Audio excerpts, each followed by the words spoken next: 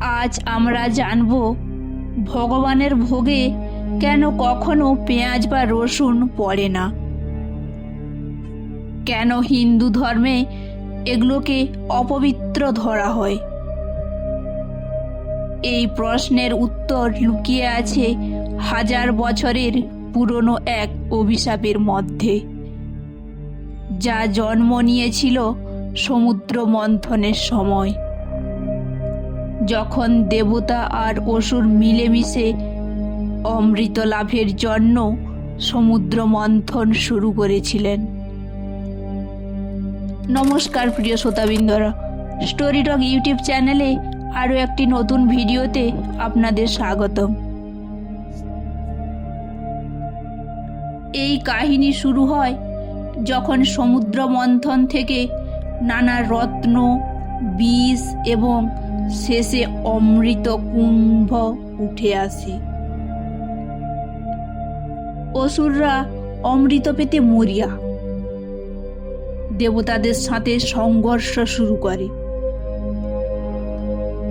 তখন ভগবান বিষ্ণু মোহিনী রূপ ধারণ করেন। মোহময়ী রূপে অসুরদের বিভ্রান্ত করেন।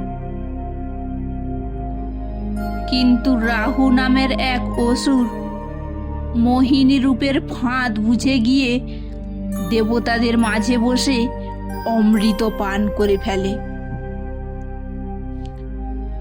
যেই মাত্র অমৃত তার জিভে পড়ল, ভগবান বিষ্ণু নিজের সুদর্শন চক্র দিয়ে তার মাথা দ্বিখণ্ডিত করে দিলেন।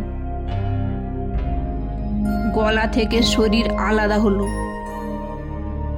কিন্তু অমৃত ইতিমধ্যেই তার রক্তের সঙ্গে মিশে গেছিল। সেই রক্ত ঝরে পড়ে পৃথিবীতে। যেখানে অমৃত মিশ্রিত রক্ত পড়েছিল, সেখান থেকে জন্ম নেয় পেঁয়াজ।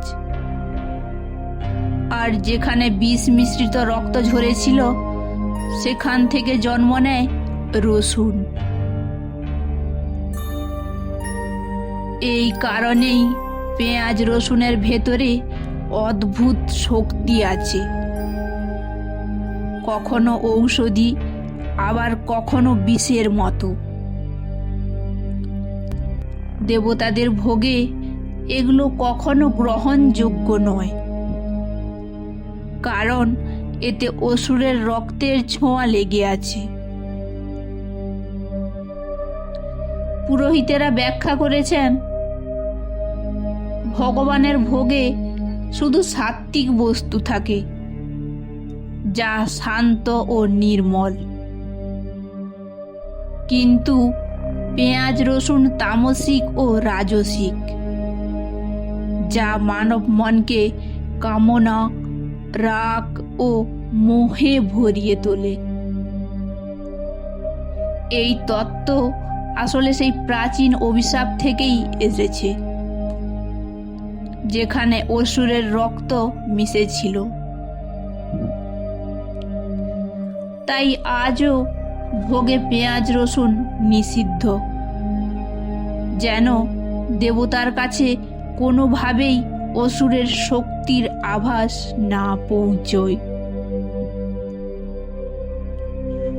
ভাবুন তো, আমরা প্রতিদিন যে পেঁয়াজ রসুন খাই, তার ভেতরে এখনো সেই অভিশপ্ত অমৃত আর অসুরের রক্তের চিহ্ন আছে কিনা?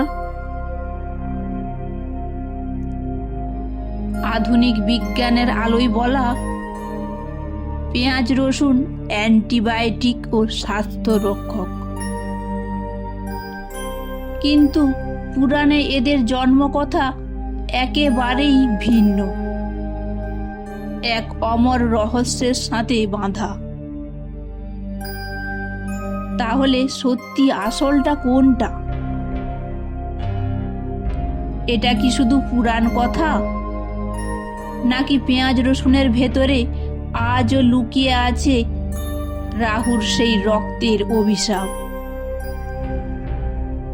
হয়তো উত্তরটা আমাদের হাতের নাগালে, অথচ আমরা খুঁজে পাই না। আজকে এই পর্যন্ত। পরের দিন নতুন কোনো ভিডিওতে দেখা হবে।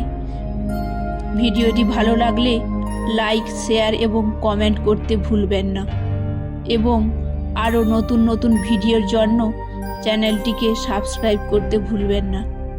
ধন্যবাদ।